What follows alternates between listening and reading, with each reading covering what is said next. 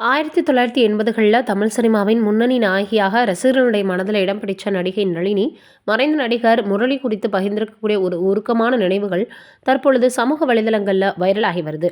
1983ஆம் ஆண்டு டி. ராஜேந்தர் இயக்கத்தில் வெளியான உயிருள்ள வரை உஷா திரைப்படத்தின் மூலம் தமிழ் சினிமாவில் அறிமுகமான நளினி, தனது அகலமான கண்கள், சுருண்ட முடி மற்றும் இயல்பான நடிப்பால் ரசிகர்களை கவர்ந்தாங்க. 100 நாட்களுக்கும் மேலாக அவங்களுடைய படம் ஓடி நளினியுடைய மார்க்கெட்டை வேகமாக உயர்த்துச்சு.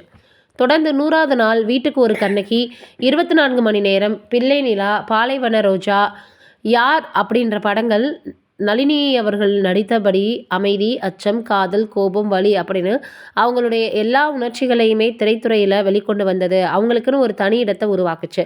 1987ஆம் ஆண்டு நடிகர் ராமராஜனை காதலித்து திருமணம் பண்ணாங்க. எம்ஜிஆர் முன்னிலையில் இவருடைய திருமணம் நடந்துச்சு. அருணா மற்றும் அருண் அப்படின்ற 2 குழந்தைகள் இருக்காங்க. கருத்து வேறுபாடு காரணமாக 2000ஆம் ஆண்டு இருவருமே விவாகரத்து வாங்கி பிரிஞ்சுட்டாங்க.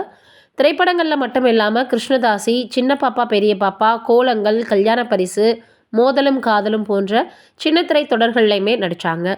தமிழ் இல்லங்களினுடைய மனங்களில் உறுதியான இடம் பெற்றாங்க நளினி. முரளி குறித்து உருக்கமான நினைவை சமீபத்தில் அவங்க ஒரு பேட்டியில் தெரிவிச்சிருந்தாங்க. அந்த பேட்டி கொடுத்து கொஞ்ச நாட்கள் ஆனாலும் இப்போ மறுபடியும் அது வைரலாகி வருது. நடிகை நளினி மறைந்த நடிகர் முரளி குறித்து மனம் திறந்து பேசியிருக்காங்க. முரளி அவர்கள் எப்போதுமே நமக்கு அக்கா தம்பி கதாபாத்திரம் தான் செட் ஆகும், ஆனால் நம்மை ஜோடியாக போட்டிருக்காங்க அப்படின்னு சிரிப்பாரா. காதல் காட்சிகள் பண்ணும்போதே 2 பேருக்கும் சிரிப்பு வந்துருமா. முரளி இருப்பதற்கு முன்பு கூட நடிகர் சங்க கூட்டத்திற்கு வந்தார். அப்போது நானும் அவரும் வாழ்க்கை பற்றி நிறைய பேசிட்டு இருந்தோம். அந்த பேச்சு முடிந்த 2வது நாளை முரளி காலமாகிட்டார். அது எனக்கு தாங்க முடியாத ஒரு பெரிய இழப்பு அப்படின்னு உருக்கமாக தெரிவிச்சிருந்தாங்க. நளினி அவர்கள் அப்போது பேசியிருந்தது இப்போ மறுபடியும் சமூக வலைதளங்களில் வைரலாகி ரசிகர்களுடைய சோகத்தையும் முரளி அவர்களுடைய நினைவுகளையுமே ஏற்படுத்தி வந்துட்டு இருக்குன்னு தான் சொல்லணும். நீங்கள் என்ன நினைக்கிறீங்கன்னு கமெண்ட்டில் சொல்லுங்கள்.